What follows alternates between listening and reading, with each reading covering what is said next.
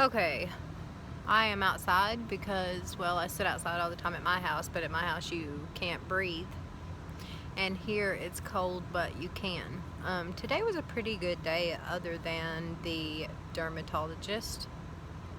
That was really rough. Next time, I think I'll just go without the numbing medication because the shot was just about as bad as the scraping, and I could feel it all. So, anyway, um, behind me, a big tall lights. That's like the 18th and 19th floor of the Mayo Clinic, and then there's the sign for our hotel, which is what we called the Caller Grand, but everybody around here calls the Kaler or the Caler, and they do not say pecan. That is official. They say pecans. Or do you want the pecans? Do you want the pecan off? It's been really fun because they love country music. So they love our accents, and it's really funny. The dermatologist told me what the spots on my skin are today, which is really cool. They are from yeast, but they are not yeast, so they have been being treated the wrong way. We now have that worked out. I have my dose of steroids that they gave me for the Addisons, which is definitely there. And tonight on my patient portal, which I thought I would kind of explain this because it's super cool. When you get on the patient portal, if you have an Apple product, you can buy the app for the Mayo Clinic. Well, you don't have to buy it. You just get it and install it. You set your sleep monitor on your phone up and your health monitor up with it. It all just kind of ties itself in together, and they can get information on that from before you get here, which is something I was doing because I don't sleep sometimes for 2-3 nights in a row, and then I feel crazy. So that's really neat, but a bunch of my blood work came back, and so I was looking through the patient portal earlier and seeing everything is off and wonky or low or high, and I was just freaking myself out. So I quit looking at it. I have an appointment with a doctor tomorrow at 2 o'clock who's going to actually tell me what it all means. And so until then, I just need to kind of lay off and quit looking at it. One thing I thought was really cool is that I've had issues since my dad passed away with a little bit of anxiety and things like that, which I never wanted to call depression, but it's pretty obvious after being here that it is something that I do suffer from. I have a big fear of medication. I don't know why. I've passed it on to Maddie, I think, but anyway. So I try to get as little medicine as possible, which is neat because today I found out that there is a doctor here who has a success rate that's out of this world for helping get 90s moms off Prozac, basically, and other people who are tired of being bound by things like Lexapro and all that other depression medication. And he can teach you how to rewire your brain for depression, which I thought was a bunch of BS at first, and the more I read about it, the more I see the people that are coming in to see him, and the more I see that they're not prescribing depression medication, the more I think that this guy's really onto something. I also found out that, and I may have already told you about this, but I'll be excited to come back on the 7th of November to the genomics floor. There's a gentleman here that did some studies on zebrafish for a long time because he thought if drug addiction and alcoholism is showing up to be hereditary, then surely the use of nicotine is as well. And he was right.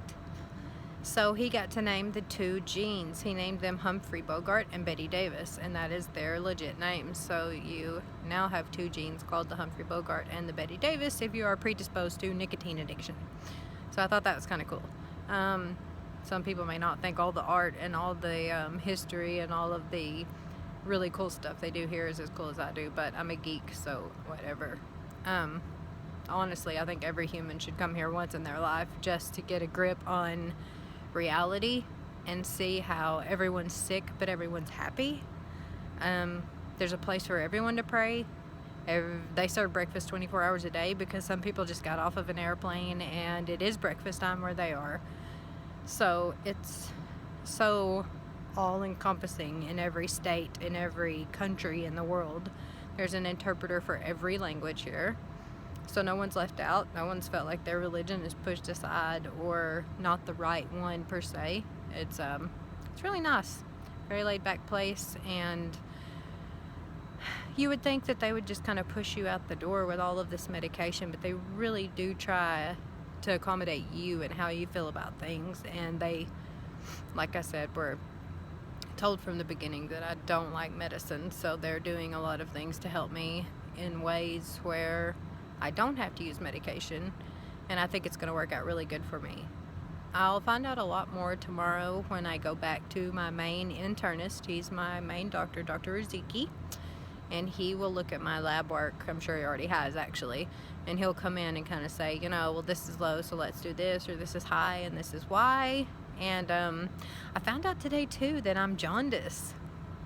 The doctor suggests maybe I should get out in the sun a little more, but I have a sun allergy now, so he suggested an ultraviolet lamp.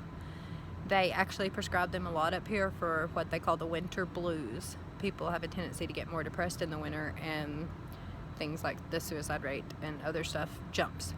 So he suggested at least slowly acclimating myself to the sun with a really heavy-duty sunscreen that's not going to affect my body or make me break out or anything like that. The good news is that I don't have any spots on my face, and he doesn't think they're going to climb up here. I know that sounds vain. I'm not the kind of lady that shoots Restylane in myself or pumps my lips up or wants to go get my nose done or anything to that effect, but I don't want spots on my face. I know that sounds crazy, but I'm so screwed up on the inside. I'd like to keep at least this area halfway normal. The teeth decay that's happening with me is more than likely from the amount of candida. Everybody calls it something different. It means yeast. My body overproduces it. It is part of the polyglandular autoimmune disease that they're going to talk to me more about tomorrow. Like I said, I'll come back on November the 7th. When I come back then, I'll have a CT, I'll have an ultrasound, I'll have a colonoscopy, and I will spend 2 days on the genomic floor behind me with the geneticists and let them go through my mother's blood work, and then they will run, I'm sure, a multitude of more blood tests on me. They basically just kind of put a wristlet on you with a barcode and an IV in, and you hide it with your shirt and you walk around all day, and then they just keep drawing. So tomorrow morning I go back to the endocrinologist. I will have a 45-minute to an hour crash course on the syringes and bottle of medication I was handed today, which freaked me out, but come to find out that's just the emergency version of my steroids if for some reason my stomach is upset or the steroids are making my stomach hurt and I can't take them. Luckily my father-in-law is an RN and he could just walk across the field and give me the shot if I need it. It's kind of freaky, but it's going to keep me alive, and we have answers, and they're rolling in, and they keep making appointments, and they don't want me to leave. They just keep wanting to send me to different places, so it's difficult sometimes when you're here. I remember being here a long time ago, and when I was, we were kind of at one of those spots where we knew that there wasn't a lot of hope, but when you come in here young, like I am, you don't have any kind of terminal illness per se that's not, they call it treatable but not curable.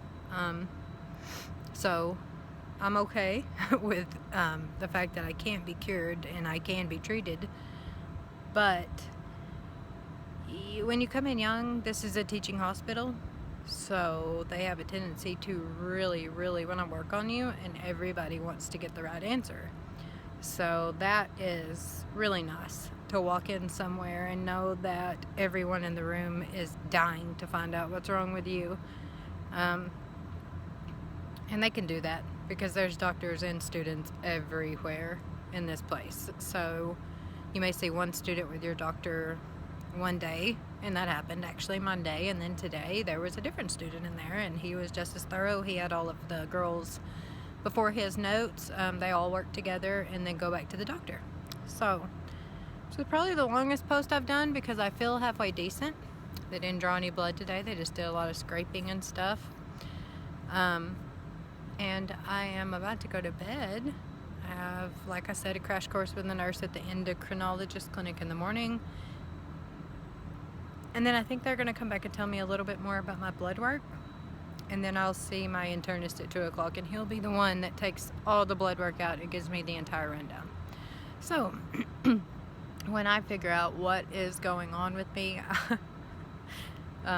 like whole or fully, when he tells me, and what all that scary blood work stuff meant, I'll let everyone know. And tomorrow I'm also going to try to do a walkthrough and take a picture of some of the really cool art that they have here. They have 4th century Roman mosaics, 4th century AD.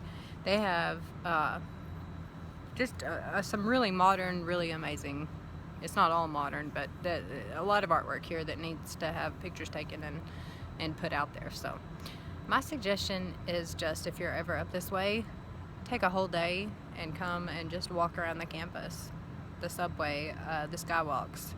See the people that work here, and the grand pianos everywhere, and the sick people playing them that probably should be rock stars and they're not, and the people that are dancing in the lobby because they're happy. At home, I think that life gets to us, and every day is tough, and we work so hard, and we try to play hard when we're not working, and we try to take care of everyone and ourselves and everything, and then you kind of come here and you get humbled really quick when someone who you know probably isn't going to make it still has enough love in their heart and happiness to grab a hold of their wife in the lobby and dance while a stranger plays a grand piano. So it's a beautiful place. You can come here and pray on a rug when you need to. You can come here and walk into a chapel to pray to God if you need to. You can not pray at all if you don't want to. They push nothing on you here. It is all you and about what makes you comfortable, what you like, and how to accommodate you. Where we are staying, you walk right out the front door and you walk into the Mayo Clinic, so it's that quick. We have 24-hour care here, and it is a hotel. It's not like it's a hospital room or anything scary like that, but you do have care where if you don't feel well or you've had some tests run that day or something just isn't right, you can pick up the phone, call it downstairs, and there's a doctor here. So it's a good place to be. I will have my doctor's appointment tomorrow. I'll let everyone know, and then I'll probably be headed home, and we will come back on November the 7th, 8th, and how many ever other days they think needs to be crammed in there once I see a geneticist, which I figure will probably be a lot. I'll talk to everyone tomorrow. Have a good night. See you later, and bye.